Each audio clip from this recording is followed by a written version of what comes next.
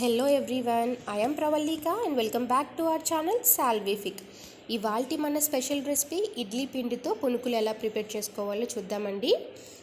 మనకి అప్పుడప్పుడు కాస్త ఇడ్లీ పిండి మిగిలిపోతూ ఉంటుంది కదా, అటువంటప్పుడు ఈ విధంగా మనం పునుకులు వేసుకుంటే మనకి ఒక కొత్త బ్రేక్ఫాస్ట్ ఆర్ స్నాక్లా కూడా చాలా టేస్టీగా ఉంటాయన్నమాట. ఇంకా ఈ పునుకులు అనేవి మనకి బయట క్రిస్పీగా లోపల సాఫ్ట్గా చాలా టేస్టీగా ఉంటాయి. ఇంకా ఈ ఇడ్లీ పిండితో పునుకులు ఎలా ప్రిపేర్ చేసుకోవాలో ఇవాళ వీడియోలో చూద్దామండి.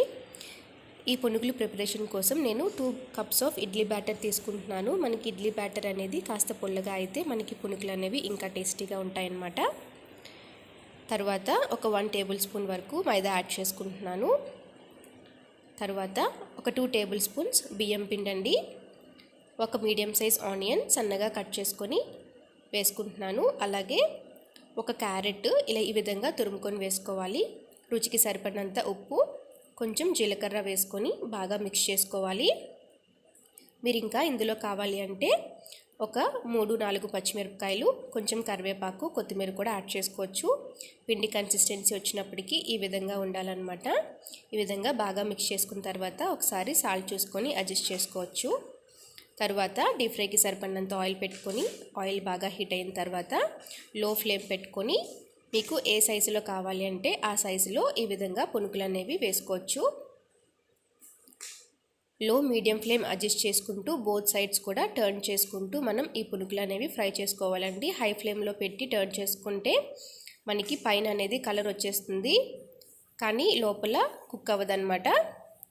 సో లో మీడియం ఫ్లేమ్ అడ్జస్ట్ చేసుకుంటూ మనం ఈ పునుకులు అనేవి ఫ్రై చేసుకోవాలి. ఇదే విధంగా మీకు ఎన్ని అయితే కావాలో అన్నీ కూడా చిన్న చిన్న పునుకుల్లాగా వేసేసుకొని ఒక టిష్యూ పేపర్లోకి తీసుకొని పల్లీ చట్నీ కానీ, కొబ్బరి చట్నీ కానీ, కొత్తిమీర చట్నీ కానీ దేనితోనైనా సరే సర్వ్ చేసుకుంటే చాలా టేస్టీగా ఉంటాయండి. వేడివేడిగా ఉన్నప్పుడు ఈ పునుకులు అనేవి తీసుకుంటే ఆ టేస్ట్ అనేది కరెక్ట్గా తెలుస్తుందన్నమాట. మనం ఇంకా ఇందులో బియ్యం పిండి యాడ్ చేయడం వల్ల ఎక్కువగా ఆయిల్ కూడా అబ్జార్బ్ చేయదు. చూస్తున్నారు కదా, మనకి పునుకులు అనేవి చక్కగా బయట క్రిస్పీగా లోపల పర్ఫెక్ట్గా సాఫ్ట్గా కుక్ అయ్యాయి. చాలా టేస్టీగా ఉంటే ఈ ఇడ్లీ పిండితో పునుకులు మీరు కూడా ట్రై చేసి మీకు ఎలా కుదిరిందో నాకు కమెంట్ చేయండి. అండ్ మీకు కనుక నచ్చినట్లయితే లైక్ చేయండి. అండ్ ఇంకా మీ ఫ్రెండ్స్ అండ్ రిలేటివ్స్తో కూడా షేర్ చేసుకోండి.